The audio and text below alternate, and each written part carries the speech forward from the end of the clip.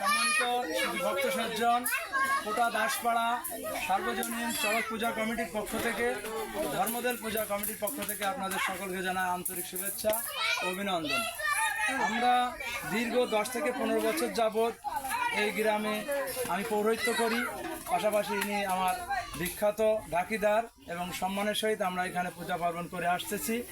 তো আমরা যখন এখানে প্রথমে আসছি তখন অনেকটা অনুন্নত ছিল, এখন সন্ন্যাসীরা অনেক শিক্ষিত এবং বিদ্বান হয়েছে, তাদের আমরা যা বলি তাই শোনে। পাশাপাশি এই যে মণ্ডপটা দেখতেছেন, এখানে একসময় শুধুমাত্র একটা মাটির দিবি ছিল, এখন এই গ্রামের ভক্তবৃন্দের সমন্বয়ে এবং সন্ন্যাসীদের অক্লান্ত পরিশ্রম এবং আপ্রাণ প্রচেষ্টায় আপনারা দেখুন এই মণ্ডপটা আজকে খুব সুস্থ সুন্দরভাবে এখানে স্থাপন করা হয়েছে। আমরা এখানে এবছর এখানে আমরা গাম্ভীর পূজা করব এবং এই পাঠটা অন্য একটা ছোট মন্দিরে থাকতো। এবছর আমরা সিদ্ধান্ত নিয়েছি যে পূজার বিশ্রামান্তে এখানেই পাঠ থাকবে। এই যে কালিদাস দাদা, ইনার অনেক অবদান রয়েছে এই মন্দিরে। পাশাপাশি আছেন আমাদের তাপস দাদা, আছেন আমাদের নিমাই দাদা, ওপাশে আছেন প্রতীক দাদা, ওপাশে গুরু আছে।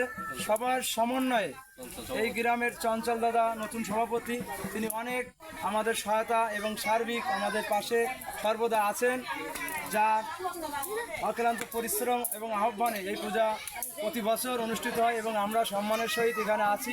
আপনারা সকলে আশীর্বাদ করবেন যেন সুস্থ সুন্দরভাবে এই পূজা সুসম্পন্ন হয়। এবং আগামীকাল আমাদের খেজুরভাঙা, এই খেজুরভাঙা অনুষ্ঠানে আপনারা সকলে আমন্ত্রিত এবং রাত 10 ঘটিকার সময় এখানে কাঠাই গোড় অনুষ্ঠিত হয়। আপনাদের সকলের কাছে অনুরোধ করব আপনারা সকলেই নিমন্ত্রণ গ্রহণ করবেন, আসবেন, পাশে থাকবেন, আশীর্বাদ করবেন এবং সকল অনুষ্ঠানের প্রতিটি পর্ব স্বতঃস্ফূর্তভাবে উপভোগ।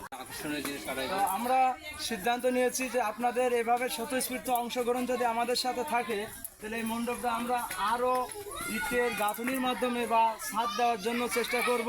শুধু আপনাদের আশীর্বাদ থাকলে হবে। পাশাপাশি আগামীকাল যে কাঠাই গোড় অনুষ্ঠিত হবে, সেই কাঠাই গোড় হবে, অন্য বছর আমরা 10 থেকে 15টা কাঠাই গোড় দেওয়া কাঠা নিয়ে আসি বেছে বেছে, সেই হুল আলা ধার আলা কাঠা। এবার আমাদের দর্শনসী তাপস দাস তিনি সিদ্ধান্ত নিয়েছেন যে 20টা কাঠাই গোড় হবে, 20টা কাঠাই গোড় হবে এবং এই কাঠায় কোনো গামছা দেওয়া হবে না।